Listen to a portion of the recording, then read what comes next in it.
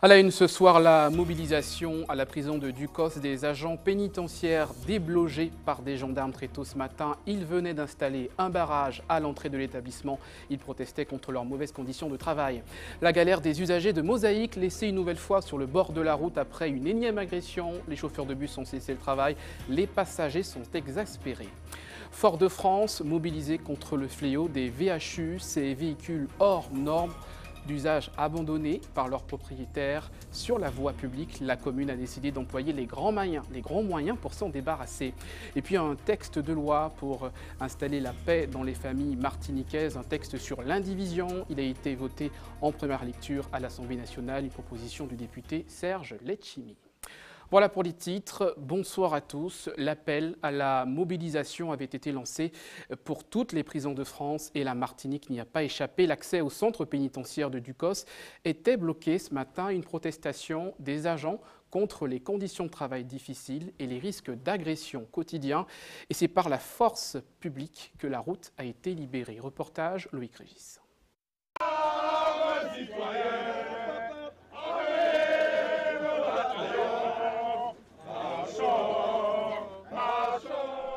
Le personnel mobilisé devant le centre pénitentiaire, délogé par les gendarmes en chantant la Marseillaise.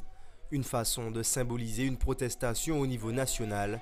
En effet, les syndicats UFAP et FO répondent au mouvement de grogne lancé dans l'Hexagone. Les demandes sont les mêmes ici, plus de moyens et de sécurité pour les surveillants de prison. Il n'est pas entendable qu'on puisse donc quitter notre domicile pour venir travailler avec la boule au ventre, et en ressortir lésé pour avoir été attaqué physiquement, avoir été lynché par des personnes détenues.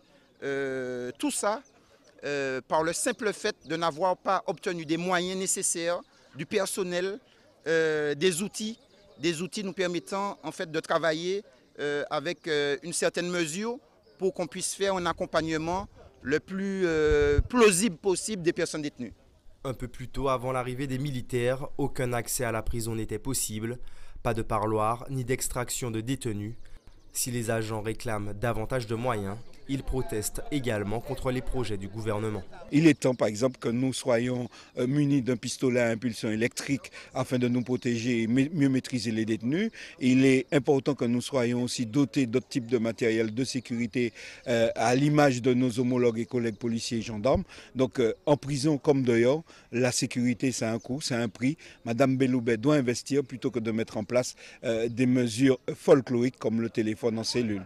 La mobilisation du jour ne trouble pas réellement le fonctionnement de la prison. Le service minimum obligatoire est assuré. Je m'efforce de faire en sorte que le fonctionnement de l'établissement soit le moins perturbé possible par un droit d'expression qui leur est forcément restreint dans l'administration pénitentiaire puisque les personnels n'ont pas le droit de grève.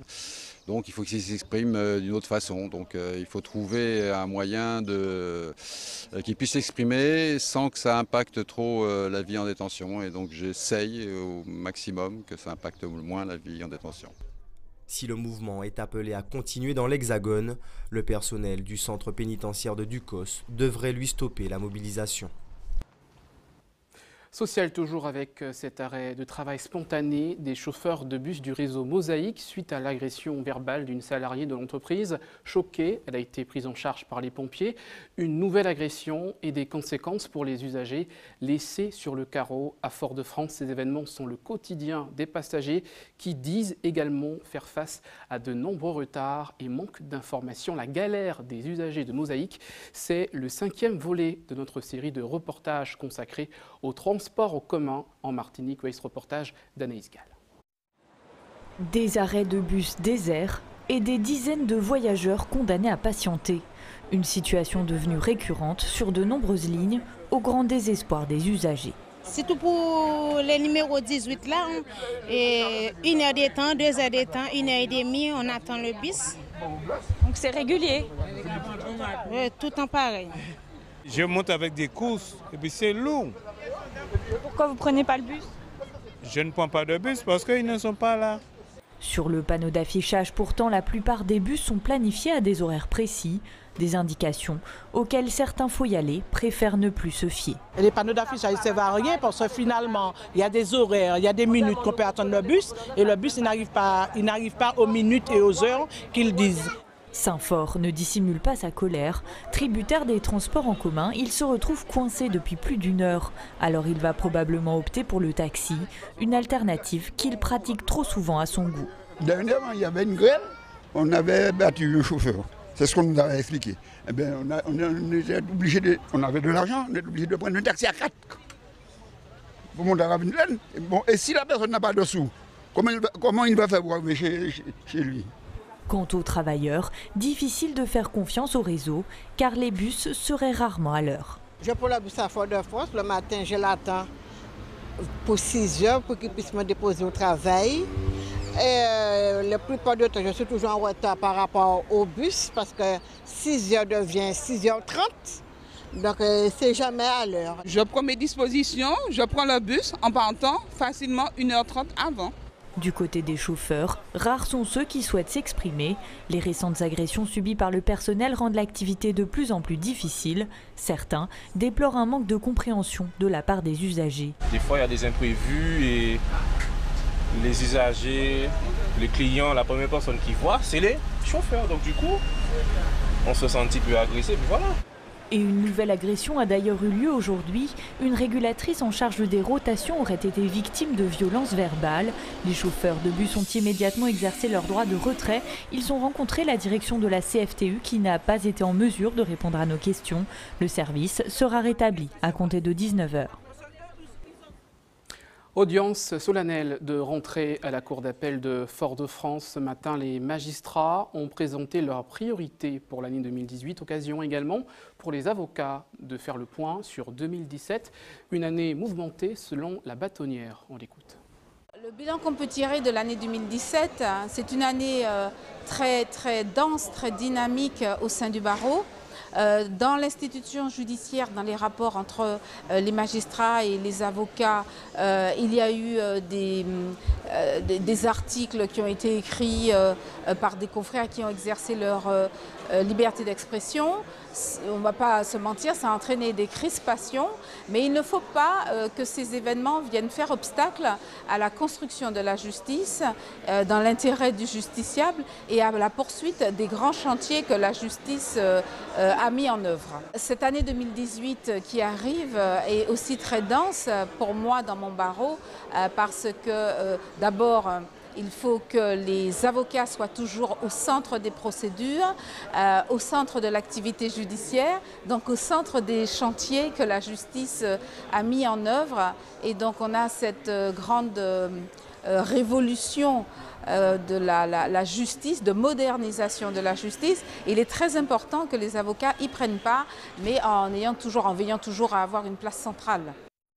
Je vous le disais en titre, les grands moyens employés par la ville de Fort-de-France pour débarrasser la voie publique des VHU. 3 lettres inscrites sur des carcasses de voitures destinées à la destruction et pourtant abandonnées par leurs propriétaires. Ils seront identifiés et écoperont d'amendes, selon le maire de Fort-de-France, Didier Laguerre. On l'écoute, il s'exprime au micro de Loïc Régis. Lorsque la ville procède à l'enlèvement, eh bien, ils sont passibles d'une amende de 500 €. Un titre de recette émis, donc on recherche le propriétaire à partir de la plaque d'immatriculation ou du numéro de série qui est gravé en plusieurs endroits dans la voiture, et on sait où ils sont, et on émet un titre de recette de 500 €. Là aujourd'hui, nous nous sommes organisés pour pouvoir enlever 250 VHU qu'on a répertoriés sur le territoire de la ville. Il y en a 600 tout à enlever et je suis en attente, comme les autres maires de la Martinique d'ailleurs, de l'application du décret qui est sorti le 28 avril 2017 et qui rend les producteurs des déchets que sont ces vieilles voitures responsables de leur enlèvement. Qu'est-ce qui coince alors? L'État est en train de s'organiser avec les concessionnaires. J'ai écrit au préfet et au DEAL pour leur demander où on en était et pour essayer de faire accélérer la mise en place de cette filière d'élimination de ces vieilles voitures parce que ça devient vraiment insupportable dans les quartiers et même dans le centre-ville. Vous en avez dans le centre-ville des gens qui font preuve vraiment d'irresponsabilité puisque vous êtes propriétaire d'une voiture, vous êtes chargé et vous êtes responsable de ce véhicule et de son élimination. C'est un coût pour la ville. Ils frapperont bientôt à votre porte si vous habitez l'une des communes concernées par la campagne de recensement 2018. Les agents recenseurs habilités par l'INSEE, avec l'évolution numérique, leur travail a changé. Illustration au Lorrain avec ce reportage est signé Sandrine Claude. Je voudrais vous poser quelques questions, s'il vous plaît. Vous recensez quoi? Votre logement. Mon logement, hein? Oui. Merci. Premier arrêt de la journée pour Audrey qui fait ses débuts en tant qu'agent recenseur. C'est une aide précieuse qu'elle vient apporter à cet habitant, car oublier la paperasse, cette année c'est le numérique qui est privilégié avec un formulaire à remplir en ligne, un procédé vite adopté par le retraité. C'était pas trop long puisque avec un papier ça aurait été plus long. Donc ça va plus vite pour passer les pages, faire les sauts de page, c'est plus intéressant comme ça. Pour lui, c'est avant tout un acte citoyen. Non seulement c'est évident, mais c'est nécessaire. Parce qu'on entend sur les ondes, on a perdu 13 000 personnes en un an, on entend. Et il faut effectivement faire un point de cette population, ce qui permet de comprendre aussi, de savoir et de voir surtout les problèmes qui font que. Je vous remercie. Le premier habitant d'une longue liste que va devoir recenser Audrey. Pour elle, c'est un premier contact réussi. Ça s'est très bien passé, il a coopéré, donc je le remercie. Et grâce surtout à Internet, ça a été moins compliqué, il a pu suivre mes instructions. Dans ces locaux, toute une équipe coordonne les actions à déployer sur le terrain. Pour rappel, le recensement permet de répertorier la population légale de chaque commune. Et si la démarche peut se faire sur Internet, l'aspect relationnel est tout de même conservé. Le lien social n'est pas brisé parce qu'il y a quand même un contact humain, même si on se fait recenser par Internet, puisque l'agent recenseur devra se rendre quand même chez l'habitant et lui fournir ce qu'on appelle une notice sur lesquelles figurent des codes d'accès, mots de passe, des identifiants. Donc, et l'agent recenseur a aussi un rôle de conseiller et d'accompagnement pour l'habitant. Des visites qui peuvent parfois s'avérer complexes quand certains habitants n'acceptent pas de se faire recenser. Dans ces cas, les agents font appel à un dernier recours. Quand l'agent recenseur essuie à peu près 2 refus, nous, coordonnateurs, on se présente en compagnie de l'agent pour voir si quand même on arrive à forcer un peu le verrou. Et même dans ces cas-là, s'il refuse de nous recevoir, à ce moment, on peut laisser les documents pour qu'il le fasse avec un retour directement en mairie ou auprès de l'INSEE. Il faut savoir que le recensement étant obligatoire, donc tout le monde doit se faire recenser. La campagne de recensement se poursuit dans les communes de moins de 10 000 habitants jusqu'au 17 février. Au Lorrain, près de 19 agents recenseurs vont sillonner les quartiers ces 4 prochaines semaines. C'est une loi qui va peut-être changer les destins de milliers de biens en Martinique, adoptée hier soir à l'Assemblée nationale. Le texte porté par le député martiniquais Serge Letchimy prévoit une réforme de l'indivision qui régit la succession des biens familiaux. Explication avec notre correspondante à Paris, Solène Boissé. 4 articles qui pourraient être un grand pas pour la politique du logement en Outre-mer. La proposition de loi portée par Serge Letchimy permettra aux successeurs d'un bien immobilier de décider de son devenir, à condition qu'il soit une majorité, 51%, à être d'accord. Un souffle nouveau pour l'aménagement des communes, paralysées à cause du principe d'indivision successorale.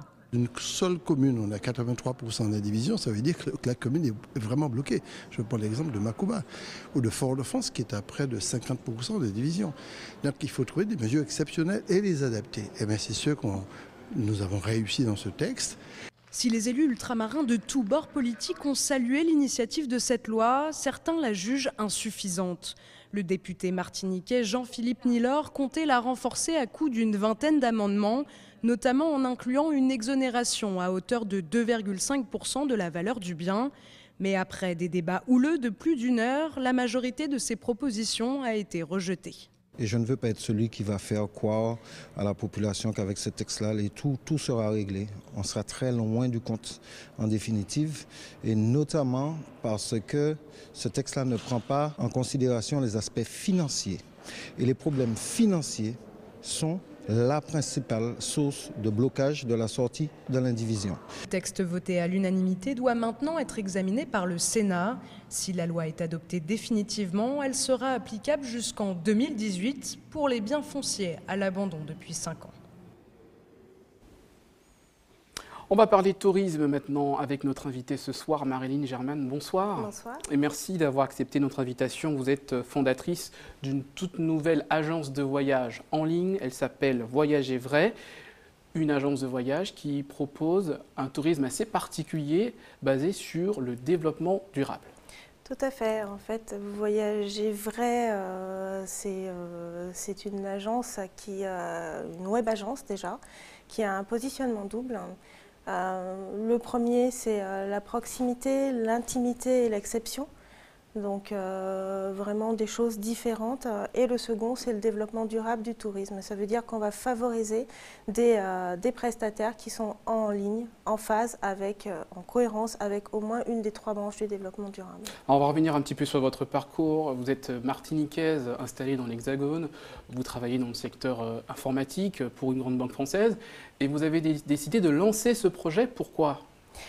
Tout simplement parce que bon, les événements faisant, j'ai passé beaucoup de temps effectivement en métropole à travailler pour des grosses structures.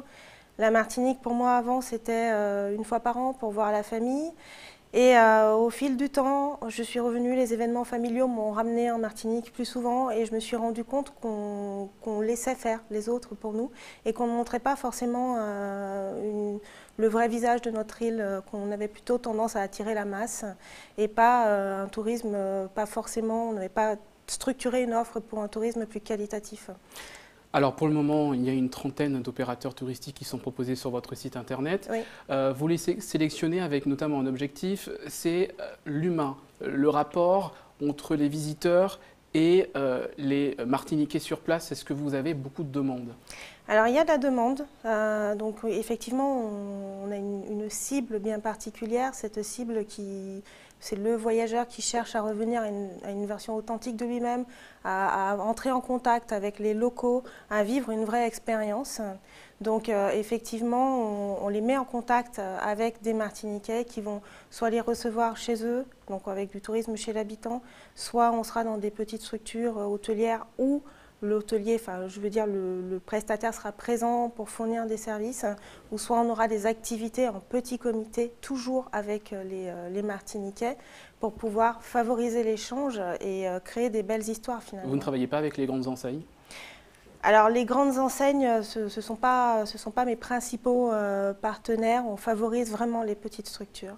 Alors la Martinique, on vient de l'apprendre, l'INSEE nous a dévoilé ce chiffre, 17% de fréquentation en plus dans le secteur hôtelier. C'est une bonne nouvelle. Est-ce que vous pensez que notamment votre secteur, le tourisme, notamment des maisons d'hôtes, des petites structures, va pouvoir profiter de cette embellie ? C'est vraiment l'objectif, c'est l'idée de Voyager Vrai. En fait, avec 17%, on a de la place pour tout le monde, finalement pour tous les goûts. Donc il y a les personnes qui souhaitent aller à l'hôtel, qui souhaitent profiter de la mer, etc. Mais il y a une vraie tendance globale au niveau mondial. Hein. Les voyageurs veulent vraiment donner du sens à leur voyage. Il ne s'agit plus de faire ses valises et de se poser quelque part, puis de siroter le petit punch. Ils veulent aller à l'intérieur des terres, ils veulent avoir un peu de culture, ils veulent avoir un peu de tradition et ils veulent voir comment les gens ont rencontré les gens. Donc effectivement, je pense qu'il y a vraiment de quoi faire avec cette augmentation finalement de la fréquentation. L'idée est d'élargir l'offre pour proposer un produit aux demandeurs. Alors, dernière question, est-ce que votre cible en termes de pouvoir d'achat, ce sont des personnes plutôt fortunées ? C'est quoi le chiffre moyen, le coût d'une prestation sur votre site ? Voyager Vrai ne s'adresse pas, alors on n'est pas dans du luxe, hein, on est dans du luxe de la simplicité, j'ai envie de dire. J'ai envie de dire que tout le monde peut accéder à Voyager Vrai dans la mesure où je travaille sur mesure, justement, à la carte, à la demande. Donc, on peut très bien partir en voyage, planifier son séjour en Martinique et s'offrir une prestation d'exception, une expérience en passant par Voyager Vrai, ce qui est tout à fait accessible finalement pour une expérience. Et puis, il y a des gens qui ont envie de vivre plusieurs expériences, donc qui me confient l'organisation de l'intégralité de leur séjour. Donc, finalement, je n'annonce pas de prix puisque je m'adapte en fonction du budget et de ce que les gens veulent. C'est vraiment l'intérêt de Voyager Vrai, c'est qu'on est sur du personnalisé. Merci beaucoup Marilyn Germain. Merci. Je rappelle que vous êtes fondatrice de ce site internet, une agence en ligne Voyager Vrai que l'on peut retrouver donc en tapant Voyager Vrai sur .com, voilà. .com, donc sur un moteur de recherche. Merci d'avoir accepté notre invitation. Merci pour l'invitation. Avec nous à suivre l'actualité des régions dans votre journal. Nous irons en Guadeloupe sur la route du Sismobus, un outil de prévention au service des risques sismiques. Nous ferons le point notamment sur les principaux événements sportifs attendus ce week-end. Il y aura du cyclisme, de la voile et du football en fève entre JT des communes, direction Sainte-Marie, où le salon de recueillement funéraire géré par la mairie est fermé pour travaux pendant 3 mois. C'est un outil très efficace pour simuler les tremblements de terre en Guadeloupe. Le Sismobus sillonne les routes depuis plusieurs années pour faire de la prévention. Il était ce matin dans un établissement scolaire avec le reportage de nos confrères d'ATV Guadeloupe. Et si vous reviviez un séisme de magnitude 7 sur l'échelle de Richter, c'est l'expérience proposée par le Sismobus, ce simulateur de tremblement de terre. Celui que nous testons actuellement, c'est un séisme d'Ixmit qui s'est produit en août 1999 et qui a fait plusieurs milliers de victimes et qui a provoqué l'effondrement d'immeubles entiers. Plus de 7000 immeubles se sont effondrés. Et nous pensons qu'il est important d'avoir un séisme moyen comme test. Alors, mieux vaut prévenir que guérir. Nous faisons un travail de sensibilisation afin que les Guadeloupéens, depuis la maternelle jusqu'à ceux qui sont à la retraite, puissent, je dirais, acquérir la culture du risque sismique qui nous fait tant défaut. Pour ces écoliers, cette simulation grandeur nature est l'occasion d'approfondir leurs connaissances en matière de séisme, en alliant la théorie à la pratique. Au début, j'étais un peu stressée, et puis après ça s'est bien passé. Il y avait beaucoup de secousses, et quand je suis sortie, je sentais plus mes jambes. Mais c'était bien. Ça simule bien, il faut tenir les tables, les pieds des tables ou des chaises. Je pense que c'est bien leur système. J'ai appris que faut pas rester debout, faut s'accroupir, garder les pieds au sol, pas soulever ses pieds et bien s'accrocher. Seul Sismobus dans la Caraïbe capable d'être opérationnel sur site en 10 minutes, ce simulateur financé par la DEAL et la région a coûté environ 100 000 € et sillonne depuis 6 ans les lycées et les écoles de notre département pour les sensibiliser au risque sismique. Retour en Martinique avec cet hommage rendu hier soir à plusieurs journalistes martiniquais, un hommage rendu par le Club de la Presse, 11 trophées de la presse remis notamment à André Berton ou encore Ferdinand Bilas, ancien rédacteur en chef de France Entier, André Berton. Ils se disent tous honorés. Écoutez ces réactions recueillies par Karel Chassol.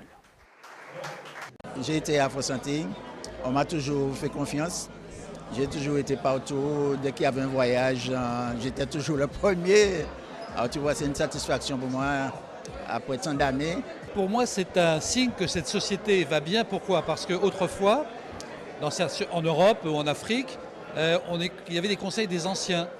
Et on écoutait la voix des anciens. Elle pesait, elle existait, elle était importante.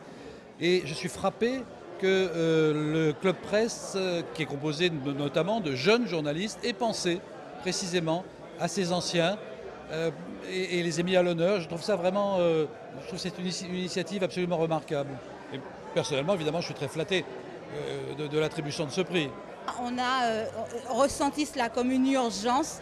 Il fallait qu'on dise merci à ceux qui nous ont précédés et qui se sont retrouvés dans des situations qui ne sont pas celles que nous connaissons aujourd'hui, où il est facile d'avoir accès aux gens, de leur parler, etc. Les journalistes de l'époque, donc cette génération-là, n'avait pas la liberté de la presse comme nous l'avons aujourd'hui, n'avait pas les outils que nous avons aujourd'hui. Et pourtant, ils ont réussi à laisser des traces pour que nous les empruntions aujourd'hui très facilement. L'actualité sportive, les grands événements du week-end, le Qatar-Aid réunira les meilleurs compétiteurs en voile. Il faudra suivre également la 14e journée du championnat en football en régional 1. C'est l'agenda sport signé Karel Chassol. Temps fort de ce week-end, en voile, la 5e édition de la Martinique Qatar-Aid débute dimanche au Robert. Organisée par le club nautique Windforce, elle devrait réunir 36 catamarans Formule 18 et 16 en provenance de divers pays. Première étape dimanche entre le Robert, Sainte-Marie et Trinité. Épilogue dans une semaine, samedi 27, avec l'étape Vauclin-Robert. On reste sur l'eau, nos bébéoles seront également à pied d'œuvre dimanche, mais aux marins cette fois à l'occasion de la 3e journée du championnat. La première course est prévue à 10h30. Après leur rentrée le week-end dernier, nos cyclistes disputeront le Grand Prix des artisans et commerçants du François. Au programme demain 14h, 88 km entre le François, le Saint-Esprit, Ducos, le Vauclin et le François. En athlétisme, les finales des hivernages auront lieu demain à partir de 15h au stade Pierre-Aliquer, une compétition rehaussée par la présence de Guy Ontanon, Ever Arneton et Leslie John. Sport collectif en handball, la 11e journée du championnat de pré-national offre de beaux chocs. Chez les hommes, le match phare oppose ce soir 21h30 le réveil sportif à l'Étoile de Gondo au Gomorne. À noter toujours à la même heure, ASC Dillon-Doubout, TS Franciscain à Corridon et ASC Ducos Sainte-Anne-Cap-110 à Sainte-Marie. Un peu plus tôt, à 20h30 pour être précis, au Lorrain, l'éveil de Carabin accueille la Gauloise. Demain 20h à Corridon, on aura droit à un autre choc. Chez les femmes, 2 matchs sont prévus ce soir 20h. Aiglon TS Franciscain au Lamentin et réveil sportif Étoile de Gondo au Gomorne. Demain, 3 matchs sont prévus, dont le choc Arsenal-Entente à AS-Mont-des-Esses et ce sera au Robert. En basket féminin, la 11e journée du championnat de N3 aura lieu demain 18h avec 3 rencontres. Chez les hommes, demain 3 matchs à 20h, dont un alléchant Wax-USAC. Cette 11e journée se refermera dimanche 17h. En football, début ce soir 20h de la 14e journée du championnat de Régional 1 par 4 rencontres. RC Rivière piloté Sora en Camé, Club Colonial RC Saint-Joseph à Pierre-Aliquer, Aiglon Goodluck à Georges Gratien et Golden Lion Émulation à Saint-Joseph. Suite de cette journée demain et dimanche 15h30, elle se clôturera mercredi 20h. Sport en bref pour conclure, il y aura de la gymnastique dimanche à Louis Achille et du judo chez les tout-petits demain à l'IMS. Il y aura également un natathlon ainsi que l'ouverture de la saison d'aviron. Voilà toute l'actualité sportive à retrouver dans vos journaux de samedi et dimanche sur ATV. Pour l'heure, place au JT des communes.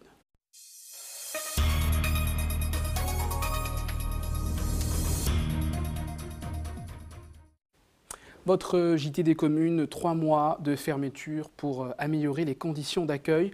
Le salon funéraire de Sainte-Marie fera l'objet d'un agrandissement puis d'un rafraîchissement. Objectif pour la municipalité qui gère ce bien, garantir de bonnes conditions d'accueil pour les familles des défunts. Le reportage d'Hubert Bornil. Avec cette fermeture du salon de recueillement, la population samaritaine et des alentours devra patienter environ 3 mois, le temps pour les équipes de remettre le bâtiment aux normes et puis surtout l'agrandir. À Sainte-Marie, le salon de recueillement funéraire est la propriété de la ville. C'est donc la municipalité qui prend en charge l'entretien du bâtiment. En l'occurrence, ici, il est question d'extension du préau. Ces travaux se font en 2 tranches. La première tranche, c'est cette partie extension, comme j'ai dit, pour pouvoir accueillir les familles dans de meilleures conditions, avec une rampe d'accès en béton qui sera devant pour pouvoir aussi accueillir les personnes à mobilité réduite. Et la petite avancée pour quand les gens sont là en veillée puissent rester dehors, abrités de la pluie et des embruns. Et il y aura un carbet supplémentaire également pour pouvoir réaménager aussi la venue des défunts. Une extension rendue nécessaire au fil du temps tellement la fréquentation s'est améliorée avec pas moins de 200 veillées l'an. Depuis quelques années, nous accueillons maintenant de plus en plus des gens de Trinité, Marigot, Lorrain, Gaumont et même Fort-de-France. C'est une salle qui est très prisée. Donc il se trouve que nous n'avons pas la capacité d'accueillir tout le public. Dans un premier temps, l'accent sera porté sur l'accueil des familles car elles viennent, nous dit-on, de plus en plus loin aujourd'hui. Parking, accès pour personnes à mobilité réduite, qualité d'accueil et de réception et que les gens puissent organiser aussi de grandes veillées culturelles ici. On vous l'a dit, 3 mois de fermeture pour que les travaux soient réalisés. La municipalité qui en profite pour rappeler que la consommation, toute consommation d'alcool est interdite sur les lieux. Cette information pratique à présent, le planning de l'EFS. Demain, rendez-vous entre 8h30 et 13h30 au centre commercial Le Rond-Point avec le club Kiwanis, donc au Lamentin pour vos dents du sang, avec l'établissement français du sang de Martinique. Et c'est ainsi qu'on referme cette édition. Restez avec nous à suivre votre rendez-vous avec Régine Germani en Tchèpeya. C'est dans quelques instants. À tout de suite.